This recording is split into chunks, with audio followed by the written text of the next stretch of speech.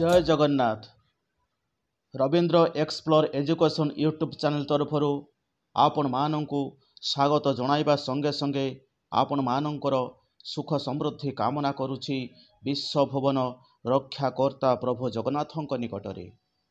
मो चैनल को नुआ करी देखुथले गोटिए लाइक, निज अभिमत जणाइबा पई गोटिए कमेंट और अन्य मानू जणाइबा पई अधिक शेयर करने संगे संगे सर्वप्रथमे नुआ नुआ वीडियो पाइबा पई सब्सक्राइब करी पाखरे थिबा घंटी चिन्ह को दबाई देबाकू अनुरोध करुछि। आजिर ए कालांशरे आरंभ करने को जाउछि अष्टम श्रेणी गद्य विभागर रोगी सेवा प्रसंगर अभ्यास कार्य। पिला माने वर्तमान मु तुम बहिरे थिबा अभ्यास कार्य को आलोचना करुछि, मन देई सुनिबा। प्रश्न 1, आस कथबार्ता करिबा। क से समय रे ग्रामवासींकर डाक्तरंक विषय कौन धारणा थिला? उत्तर, से समय रे ग्रामवासींकर डाक्तरंक विषय धारणा थिला जे केवल कटाकटी करिबा ही डाक्तर मानकर काम। प्रश्न नंबर ख, छोट पिला माने काहींकि वैद्य को देखि डरुथिले? उत्तर, छोट पिला माने वैद्य को देखि डरुथिले कारण वैद्य माने समय समय पिला मानकर पिठी पाख बेकरे चढ़ू बा लुहा को गरम करी चेंक देउथिले, तेणु छोट पिला माने वैद्य को देखि डरुथिले। प्रश्न नंबर ग, कटा घार चिकित्सा विषय स्वास्थ्य रक्षा बही कौन लिखा जाइथिला? उत्तर, कटा घार चिकित्सा विषय स्वास्थ्य रक्षा बही लेखा थिला जे कटा घारे कोण दुब घास को छेची किंबा पाटिरे चबाई तार रस को लगाईदेले संगे संगे रक्त बहिबा बंद होइजिवो ओ घाटी मध्य शीघ्र सुखीजिवो। एही कथाटी ही स्वास्थ्य रक्षा बही लेखा थिला। प्रश्न नंबर घ, वैद्य गोड़र कटा घा सुखाइबा पई केउ जिनिसर व्यवहार करुथिले? उत्तर, वैद्य गोड़र कटा घा सुखाइबा पई कोण दुब घास को छेची व्यवहार करुथिले। प्रश्न नंबर व, सुदुरियाना किए? उत्तर, सुदुरियाना हेउछंती सुदर्शन प्रहराज। लेखक तांकु स्नेहरे सुदुरियाना बोली संबोधन करुथिले। से जणे वरिष्ठ कर्मठ ओ परदुख कातर व्यक्ति थिले। प्रश्न नंबर 2, 2 बा 3टी धाड़ी आस उत्तर लिखिबा। क, जहा करिवे साई ताहा काहारी हातरे नाही। लेखकंक बापा एकथा काहींकी कहिथिले? उत्तर, जेतेबेले लेखकंक बापा रोगसज्जारे पड़ी शेष अवस्था होइथिला सेतेबेले से भगवानंक उपरे भरोसा रखी ए प्रकार कथा कहिथिले। से जानिथिले विधिर जहा विधान अछि ताकू केही काटी पारिबे नाही, तेणु भाग्यरे जहा थिबो ताहा ही घटिबो। प्रश्न नंबर ख, बोउंकर स्नेहपूर्ण आदेश लेखक भांगी न पारिबार कारण कौन? उत्तर, गोटिए पटे बोउंकर देह असुस्थ थिबा बेले अन्यपटे लेखकंकर कार्य जोग देबारे विलंब होउथिला, तेणु लेखक कटक जीवापाई बोउंक ठारू अनुमति मागिथिले। मात्र अस्पष्ट स्वर गीतटिए शुणी कथा काटी पारि नथिबारु बोउंकर स्नेहपूर्ण आदेश लेखक भांगी पारि नथिले। प्रश्न नंबर ग, सुदर्शन प्रहराजंक व्यक्तित्व किपरि थिला? उत्तर, सुदर्शन प्रहराजंकर व्यक्तित्व से जणे वरिष्ठ कर्मठ ओ परदुख कातर व्यक्ति थिले। से कामरे लागि पड़िले भोक शोष सबू भूली जाउथिले। शीत वर्षा और खरा को खातर न करी रोगी सेवा कामरे आगे जाउथिले। प्रश्न नंबर घ, सत्यवादी ବିଦ୍ୟାଳୟର ଛାତ୍ରମାନେ କିପରି ରୋଗୀ ସେବା କରୁଥିଲେ? ଉତ୍ତର, ସତ୍ୟବାଦୀ ବିଦ୍ୟାଳୟର ଛାତ୍ରମାନେ ପାଳି ଅନୁସାରେ ଜଣେ ଲେଖାଏଁ ପିଲା ପ୍ରତିଦିନ ରୋଗୀ ସେବା କାର୍ଯ୍ୟ କରୁଥିଲେ।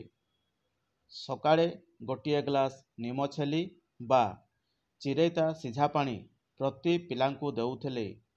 କୌଣସି ପିଲା ଜ୍ୱର ବା ବେମାରରେ ପଡ଼ିଲେ ରାତିଦିନ ପାଖରେ ବସି ଦେହର ଉତ୍ତାପ ମାପି ଚାର୍ଟରେ ଲେଖିବା ସଙ୍ଗେ ସଙ୍ଗେ ଦୁଧ, ବାର୍ଲି, ଶାଗୁ ଓ ପସାରୁଣୀ ପତ୍ରରୁ ଔଷଧ ତିଆରି କରିବା ଇତ୍ୟାଦି ରୋଗୀ ସେବା କାମ କରୁଥିଲେ।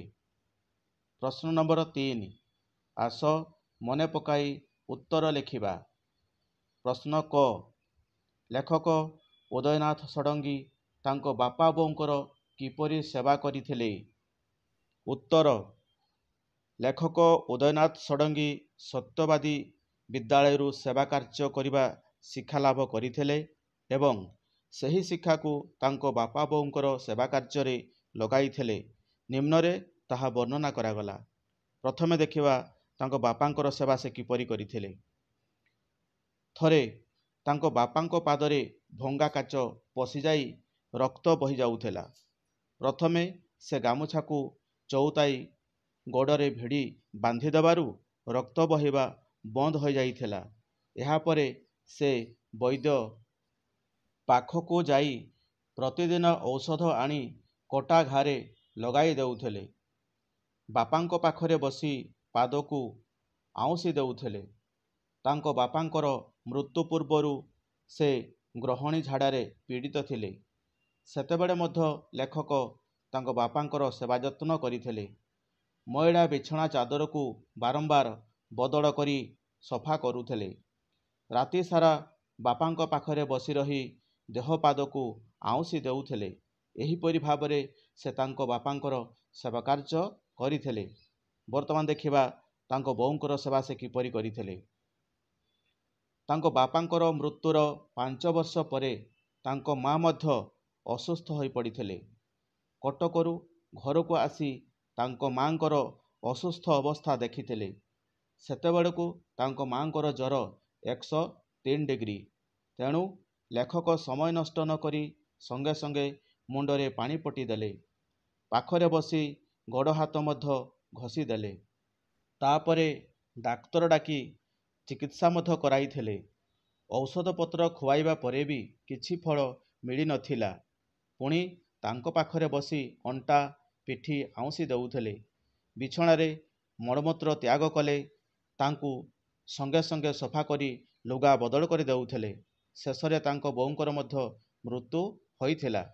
ବାସ୍ତବରେ ଲେଖକ ତାଙ୍କ ବାପା ବୋଉଙ୍କର ଶେଷ ଜୀବନରେ ଆବଶ୍ୟକ ହେଉଥିବା ସମସ୍ତ ପ୍ରକାରର ସେବା କାର୍ଯ୍ୟ ଓ ଆପ୍ରାଣ ଉଦ୍ୟମ ହିଁ ତାଙ୍କୁ ଏକ ଆଦର୍ଶ ପୁତ୍ର ଭାବରେ ଗ୍ରହଣ କରାଯାଇପାରେ। ତେଣୁ ଏହିପରି ଭାବରେ ଲେଖକ ଉଦୟନାଥ ଷଡ଼ଙ୍ଗୀ ତାଙ୍କ ବାପା ବୋଉଙ୍କର ସେବା କାର୍ଯ୍ୟ କରିଥିଲେ। ପ୍ରଶ୍ନ ନମ୍ବର ଖ, ସତ୍ୟବାଦୀ ବିଦ୍ୟାଳୟରେ ଛାତ୍ରମାନଙ୍କୁ ରୋଗୀ ସେବା କାହିଁକି ଶିକ୍ଷା ଦିଆଯାଉଥିଲା? ଉତ୍ତର, ସତ୍ୟବାଦୀ ବିଦ୍ୟାଳୟରେ ରୋଗୀ ସେବା ପାଠ୍ୟର ଏକ ଅଙ୍ଗ ଥିଲା। ଭବିଷ୍ୟତରେ ପିଲାମାନେ ରୋଗୀ ସେବା କିପରି କରିପାରିବେ ସେ ବିଷୟରେ ସେମାନଙ୍କୁ ଶିକ୍ଷା ପ୍ରଦାନ କରାଯାଉଥିଲା। ଯେପରି ଲେଖକ ନିଜେ ରୋଗୀ ସେବା ପାଠ୍ୟ ପଢ଼ି ସାରିବା ପରେ ନିଜ ବାପା ବୋଉଙ୍କର ସେବା ଯତ୍ନ କରି ପାରିଥିଲେ, ଠିକ୍ ସେହିପରି ସତ୍ୟବାଦୀ ବିଦ୍ୟାଳୟର ଛାତ୍ରମାନେ ରୋଗୀ ସେବା ପାଠ୍ୟ ଶିକ୍ଷା କରିସାରିବା ପରେ ନିଜ ଜୀବନରେ ରୋଗୀମାନଙ୍କର ସେବା କରିବାକୁ ସକ୍ଷମ ହୋଇପାରିବେ। ତେଣୁ ସତ୍ୟବାଦୀ ବିଦ୍ୟାଳୟରେ ଛାତ୍ରମାନଙ୍କୁ ରୋଗୀ ସେବା ଶିକ୍ଷା ଦିଆଯାଉଥିଲା। ତେଣୁ ରୋଗୀ ସେବାକୁ ନେଇ ଏଠାରେ ଏକ ଉଦାହରଣ ମଧ୍ୟ ନିଆଯାଇପାରେ। ଉଦାହରଣ ସ୍ୱରୂପ, 1ରେ କୌଣସି ପିଲାଙ୍କୁ ଜ୍ୱର ହେଲେ ପାଳି କରି ଦିନ ରାତି ଜଗି ରହି ଶରୀରର ଉତ୍ତାପ ମାପି ଲେଖି ରଖିବା। 2, ଡାକ୍ତରଖାନାରୁ ଔଷଧ ଆଣି ଠିକ୍ ସମୟରେ ଖୁଆଇବା। 3, ଦୁଧ, ବାର୍ଲି, ଶାଗୁ ଦେଇ ପସାରୁଣୀ ପତ୍ର ସଂଗ୍ରହ କରି ସେଥିରୁ ଔଷଧ ତିଆରି କରିଦେବା। 4, ରୋଗୀର ମୁଣ୍ଡ ଗୋଡ଼ ଚିପି ଦେବା। 5, ଝାଡ଼ା ପରିସ୍ରା ବିଛଣାକୁ ସଫା କରିବା ଇତ୍ୟାଦି ରୋଗୀ ସେବା କାର୍ଯ୍ୟ ଶିକ୍ଷା ସତ୍ୟବାଦୀ ବିଦ୍ୟାଳୟରେ ଛାତ୍ରମାନଙ୍କୁ ଦିଆଯାଉଥିଲା। ପ୍ରଶ୍ନ ନମ୍ବର ଗ, ଆଚାର୍ଯ୍ୟ ମହାଶୟ ଛାତ୍ରାବାସରେ ଶିକ୍ଷାର୍ଥୀମାନଙ୍କର ସେବା କରିବାର କାରଣ କ'ଣ ଥିଲା? ଉତ୍ତର, ଆଚାର୍ଯ୍ୟ ମହାଶୟ ଛାତ୍ରାବାସରେ ଶିକ୍ଷାର୍ଥୀମାନଙ୍କର ସେବା ଦାୟିତ୍ୱ ନେଇଥିଲେ କାରଣ ପ୍ରଥମତଃ ସେ ଛାତ୍ରାବାସର ଦାୟିତ୍ୱ ନେଇଥିଲେ। ଦ୍ୱିତୀୟତଃ ପ୍ରତ୍ୟେକ ପିଲା କିପରି ସୁସ୍ଥ ଓ ନିରୋଗ ରହିବେ ତାହା ତାଙ୍କର ମୂଳ ଲକ୍ଷ୍ୟ ଥିଲା। ତେଣୁ ଆଚାର୍ଯ୍ୟ ମହାଶୟ ନିଜେ ପ୍ରତିଦିନ ସକାଳେ ନିମ୍ବପତ୍ର ସିଝା ପାଣିରେ କାଛୁ ସବୁ ଧୋଇ ସଫା କରି ଦେଉଥିଲେ। ଫଳରେ ଏହାର ପ୍ରଭାବ ପିଲାଙ୍କ ଉପରେ ପଡ଼ୁଥିଲା। ତେଣୁ ଏହିସବୁ କାରଣ ଯୋଗୁଁ ଆଚାର୍ଯ୍ୟ ମହାଶୟ ଛାତ୍ରାବାସରେ ଶିକ୍ଷାର୍ଥୀମାନଙ୍କୁ ସେବା କରୁଥିଲେ। ପ୍ରଶ୍ନ ନମ୍ବର 4, ଆସ ସରଳ ଭାଷାରେ ବୁଝାଇ ଲେଖିବା। କ, ବଡ଼ ସ୍ନେହଭରା ଅଥଚ କରୁଣ ସେ ଚାହାଣି। ତାହେଲେ ଏହି ବାକ୍ୟକୁ ନେଇ ବର୍ତ୍ତମାନ ଆମେ ଗୋଟିଏ ସରଳାର୍ଥ ଲେଖିବା। ଉତ୍ତର, ବଡ଼ ସ୍ନେହ ... ସେ ଚାହାଣି। ସଂକ୍ଷିପ୍ତ ଗଦ୍ୟାଂଶଟି ପଠିତ ସାହିତ୍ୟିକା ପୁସ୍ତକର ରୋଗୀ ସେବା ପ୍ରସଙ୍ଗରୁ ଆନିତ ହୋଇଅଛି। ଏଠାରେ ଲେଖକ ଉଦୟନାଥ ଷଡ଼ଙ୍ଗୀ ତାଙ୍କ ବୋଉଙ୍କ ଶେଷ ସମୟର ମୁଖ କିପରି ଦେଖାଯାଉଥିଲା ସେ ବିଷୟରେ ବର୍ଣ୍ଣନା କରିଛନ୍ତି। ଲେଖକ ଘରେ ପହଞ୍ଚି ବୋଉଙ୍କର ଅସୁସ୍ଥ ଅବସ୍ଥାକୁ ଦେଖିଥିଲେ। ତେଣୁ ସେ ସଙ୍ଗେ ସଙ୍ଗେ ଡାକ୍ତର ଡାକି ଚିକିତ୍ସା କରାଇବାକୁ ଆରମ୍ଭ କରି ନିଜେ ମଧ୍ୟ ସେବା ଯତ୍ନ କରୁଥିଲେ। ଯେତେବେଳେ କଟକ ଫେରିଯିବା କଥା ତାଙ୍କ ବୋଉଙ୍କୁ କହିଥିଲେ, ସେତେବେଳେ ତାଙ୍କ ବୋଉ ଅସ୍ପଷ୍ଟ ସ୍ୱରରେ ଗୀତଟିଏ ଗାଇ ଆଉ 2 ଦିନ ରହିଯିବାକୁ କହିଥିଲେ। ରାତିକୁ ଅବସ୍ଥା ଖରାପ ଆଡ଼କୁ ଗତି କଲା ଓ ଦୁଆରକୁ ନେବା ପାଇଁ କହିଲେ। ସେଠାରେ ସେ ଥରେ ଆଖି ମେଲି ଚାହିଁ ଦେଇଥିଲା। ଲେଖକଙ୍କ କହିବା ଅନୁସାରେ ସେ ଚାହାଣି ଥିଲା ବଡ଼ ସ୍ନେହଭରା ଓ କରୁଣ ଚାହାଣି। ଶେଷରେ ତାଙ୍କ ହାତକୁ ମୁଠାଇ ଧରି ଶେଷ ନିଶ୍ୱାସ ତ୍ୟାଗ କରିଥିଲେ। ବାସ୍ତବରେ ଲେଖକଙ୍କର ବର୍ଣ୍ଣନା ହୃଦୟ ଛୁଆଁ ହୋଇପାରିଛି। ପ୍ରଶ୍ନ ନମ୍ବର ଖ, ଯଦି ଚିତ୍ରକର ହୋଇଥାନ୍ତି ତେବେ ତାର ଗୋଟିଏ ଅପରୂପ ଛବି ଆଙ୍କି ଦେଇପାରନ୍ତି। ତେବେ ଏହି ବାକ୍ୟରେ ମଧ୍ୟ ଆମେ ଗୋଟିଏ ସରଳାର୍ଥ ଲେଖିବା। ଉତ୍ତର, ଯଦି ଚିତ୍ରକର ... ଆଙ୍କି ଦେଇପାରନ୍ତି। ସଂକ୍ଷିପ୍ତ ଗଦ୍ୟାଂଶଟି ପଠିତ ସାହିତ୍ୟିକା ପୁସ୍ତକର ରୋଗୀ ସେବା ପ୍ରସଙ୍ଗରୁ ଗୃହୀତ ହୋଇଅଛି। ଏଠାରେ ଲେଖକ ଉଦୟନାଥ ଷଡ଼ଙ୍ଗୀ ତାଙ୍କ ପିତାଙ୍କର ଅନ୍ତିମ ସମୟର ମୁଖର ରୂପ ବିଷୟରେ ବର୍ଣ୍ଣନା କରିଛନ୍ତି। ଯେତେବେଳେ ତାଙ୍କ ବାପା ଗ୍ରହଣୀ ଝାଡ଼ାରେ ଆକ୍ରାନ୍ତ ହୋଇ ଶଯ୍ୟାଶାୟୀ ହୋଇଥିଲେ, ସେତେବେଳେ ଲେଖକ ଦିନ ରାତି ତାଙ୍କ ପାଖରେ ବସି ସେବା ଯତ୍ନ କରିଥିଲେ। ମୃତ୍ୟୁର 3 ଦିନ ପୂର୍ବରୁ ସେ ଚେତାଶୂନ୍ୟ ଅବସ୍ଥାରେ ପଡ଼ି ରହିଥିଲେ। ଯେତେବେଳେ ଟିକେ ଚେତା ଆସେ, ଲେଖକଙ୍କୁ ଅତି ସ୍ନେହପୂର୍ଣ୍ଣ ଚକ୍ଷୁରେ ଚାହୁଁଥିଲେ। ତେଣୁ ଲେଖକ ସେହି ସମୟର ଘଟଣାକୁ ମନେ ପକାଇ କହିଛନ୍ତି ଯେ ସେ ଯଦି ଚିତ୍ରକର ହୋଇଥିଲେ ସେ ସମୟର ଦୃଶ୍ୟକୁ ଗୋଟିଏ ଅପରୂପ ଛବିରେ ଆଙ୍କି ଦେଇ ପାରିଥାନ୍ତେ। ବାସ୍ତବରେ ଲେଖକଙ୍କର ବର୍ଣ୍ଣନା ଶୈଳୀ ଅତି ମାଧୁର୍ଯ୍ୟପୂର୍ଣ୍ଣ। ବର୍ତ୍ତମାନ ଦେଖିବା ପ୍ରଶ୍ନ ନମ୍ବର 5, ଆସ ତଳେ ଦିଆଯାଇଥିବା ଅନୁଚ୍ଛେଦଟି ପଢ଼ିବା ଓ ତାକୁ ଉତ୍ତର ମନେକରି ତା ପାଇଁ କିଛି ପ୍ରଶ୍ନ ତିଆରି କରିବା। ଘର ଘର ବୁଲି ରୋଗୀଙ୍କ ଅବସ୍ଥା ଦେଖୁ, ଡାକ୍ତରଖାନାରୁ ଔଷଧ ନେଇ ଖାଇବାକୁ ଦେଉ, ଗୁରୁତର ରୋଗୀମାନଙ୍କୁ ଡାକ୍ତରଖାନାକୁ ଆଣିବାର ବ୍ୟବସ୍ଥା କରୁ, ସାନିଟାରୀ ଇନ୍ସପେକ୍ଟରଙ୍କୁ ଧରି କୂଅ, ପୋଖରୀ ବିଶୋଧନ କରାଉ, ଅନେକ ସମୟରେ ଶାଗୁ ପାଣି ତିଆରି କରି ସଙ୍ଗରେ ନେଇଥାଉ। ଗରିବମାନଙ୍କର ତାହା ପଥି ହୁଏ। ଆଶ୍ରମରୁ ସକାଳୁ ବାହାରିଗଲେ ଦିନେ ଦିନେ ଫେରିବାକୁ ରାତି ବେଶୀ ହୋଇଯାଏ। କିନ୍ତୁ ଶ୍ରୀଯୁକ୍ତ ଗୋପବନ୍ଧୁ ଚୌଧୁରୀଙ୍କର କଡ଼ା ତାଗିଦା ଥାଏ, ସନ୍ଧ୍ୟା ପୂର୍ବରୁ ଫେରିବ। ଆଶ୍ରମ ଭିତରକୁ ଯିବା ପୂର୍ବରୁ ଗୋଡ଼ ହାତ ଫିନାଇଲ ପାଣିରେ ଧୋଇବ, ଗରମ ପାଣିରେ ଗାଧୋଇବ। ତେବେ ପିଲାମାନେ ୟାକୁ ଏଇସବୁ ବାକ୍ୟ ସବୁ ଯେଉଁ ଶୁଣିଲୁ ବା ପଢ଼ିଲୁ ତାକୁ ନେଇ ଆମେ କ'ଣ କରିବା ନା କିଛି ପ୍ରଶ୍ନ ତିଆରି କରିବା। ତେବେ ତାର ଉତ୍ତରରେ ମୁଁ ତୁମକୁ କିଛି ପ୍ରଶ୍ନ ବାକ୍ୟ ଲେଖିଦେଇଛି, ପିଲାମାନେ ଦେଖିନେବା ଏବଂ ମୁଁ ମଧ୍ୟ ପଢ଼ି ଦେଉଛି। କ, ଘର ଘର ବୁଲି କାହାର ଅବସ୍ଥା ଦେଖୁଥିଲେ। ଖ ଗୁରୁତର ରୋଗୀମାନଙ୍କ ପାଇଁ କ'ଣ ବ୍ୟବସ୍ଥା କରାଯାଏ। ଗ କୂଅ ପୋଖରୀ କିପରି ବିଶୋଧନ କରାଯାଏ। ଘ ଗରିବମାନଙ୍କର ପଥି କେଉଁଥିରେ ତିଆରି ହୁଏ। ଙ କାହାର କଡ଼ା ତାଗିଦା ଥାଏ। ଚ ଆଶ୍ରମ ଭିତରକୁ ଯିବା ପୂର୍ବରୁ ସେମାନେ କ'ଣ କରୁଥିଲେ। ପ୍ରଶ୍ନ ନମ୍ବର 6 ଆସ ତଳେ ଥିବା କୋଠରୀରୁ ଅକ୍ଷର ନେଇ ଶବ୍ଦ ଗଢ଼ିବା। ତେବେ ପିଲାମାନେ ଦେଖୁଛ ଏଠି ଗୋଟେ କୋଠରୀ ଅଛି, ତା ଭିତରେ ଢେର ସାରା ଅକ୍ଷର ସବୁ ରହିଛି ଏବଂ ତାକୁ ନେଇ ବର୍ତ୍ତମାନ ଆମେ କ'ଣ କରିବା ନା କିଛି ଶବ୍ଦ ଗଢ଼ିବା। ଯେମିତି ଅଛି ସ ବି ପ୍ର ର ସେ ତା ଲି ମ ଦା କ ମା ତି ଖ ସ୍ୱେ ବା ଗୋ ଛେ ତା ଣ୍ଡ ବ କୃ ଞ୍ଜା ଗି ଉ ଛା। ତେବେ ଏହିସବୁ ଅକ୍ଷରକୁ ନେଇ ଆମେ କ'ଣ କରିବା କିଛି ଶବ୍ଦ ଗଢ଼ିବା। ତେବେ ତା ପାଇଁ ତୁମମାନଙ୍କୁ ମୁଁ ଉତ୍ତର ଲେଖିଦେଇଛି, ଆସ ତାକୁ ଦେଖିବା।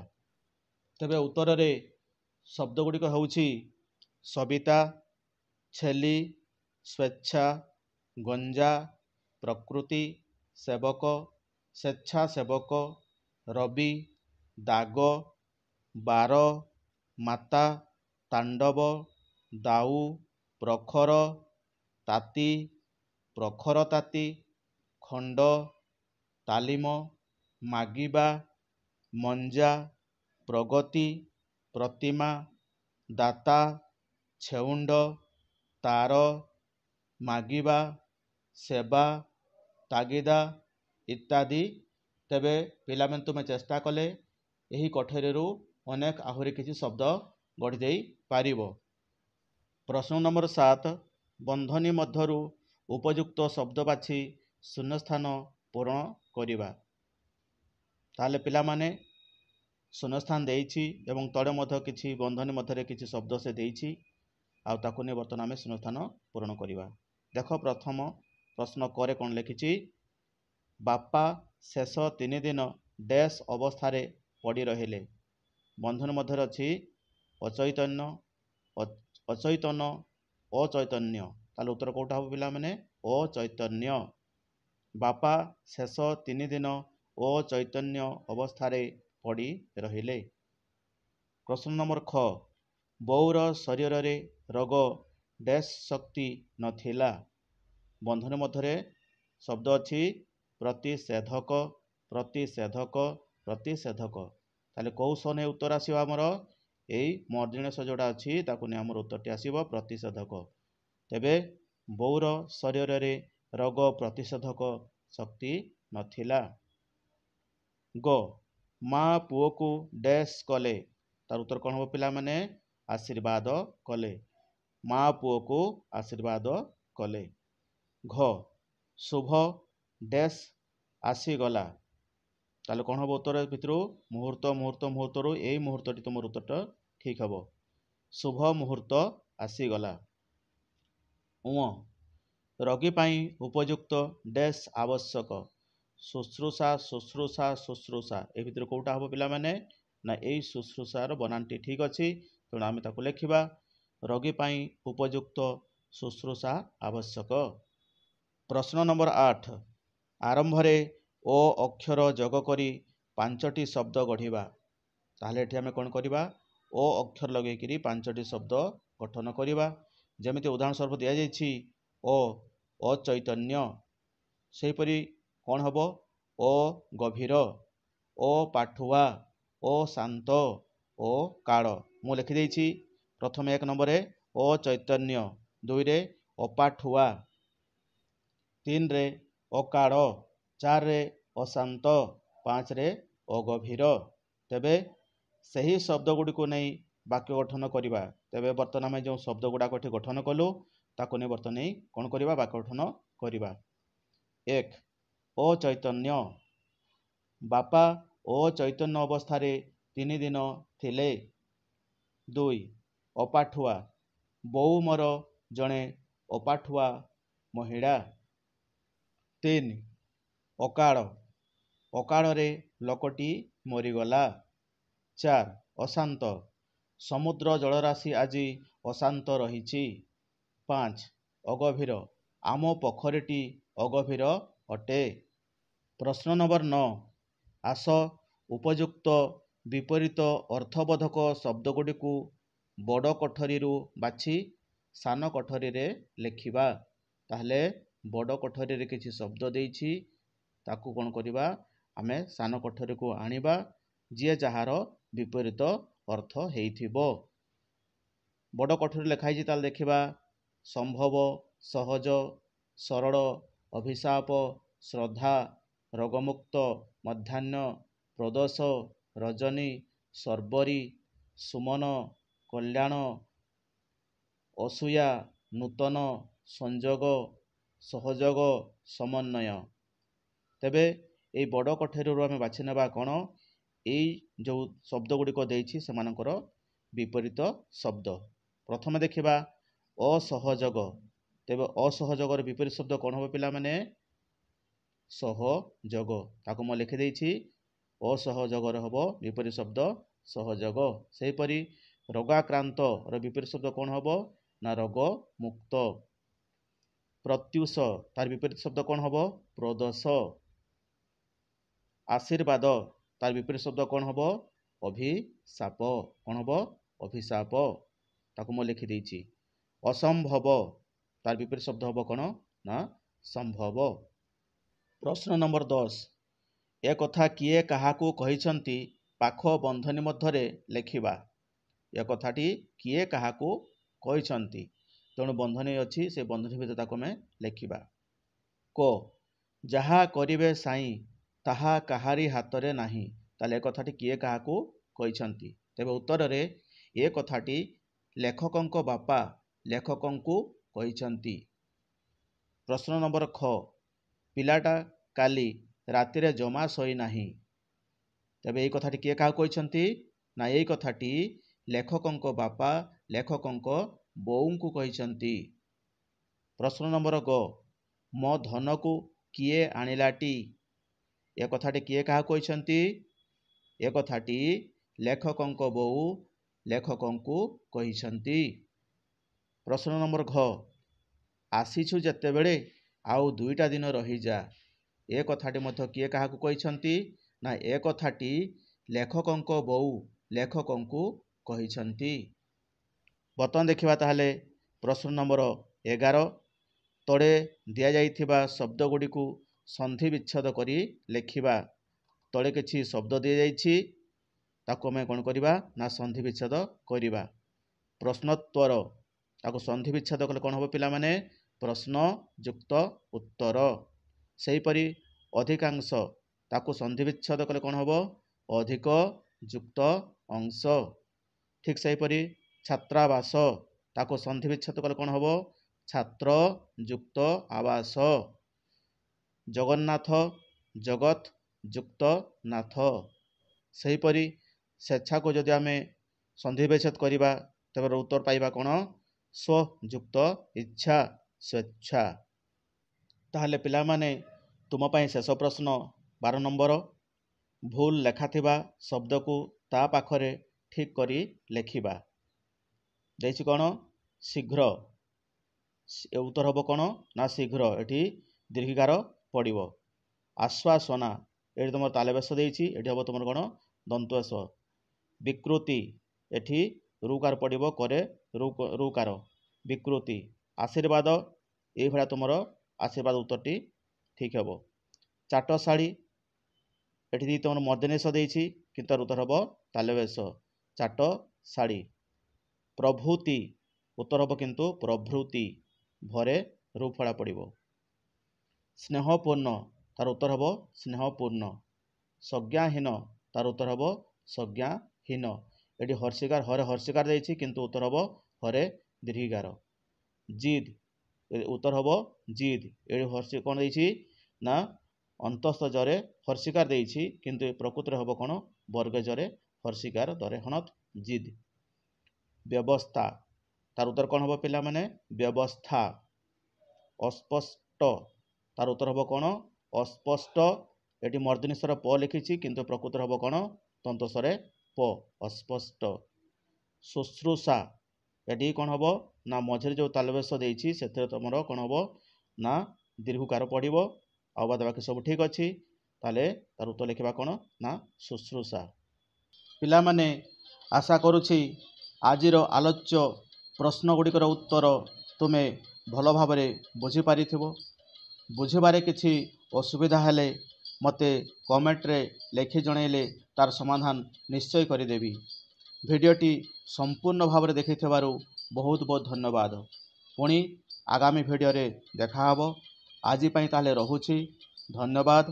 ଜୟ ହିନ୍ଦ, ଜୟ ଭାରତ, ଜୟ ଶିକ୍ଷା।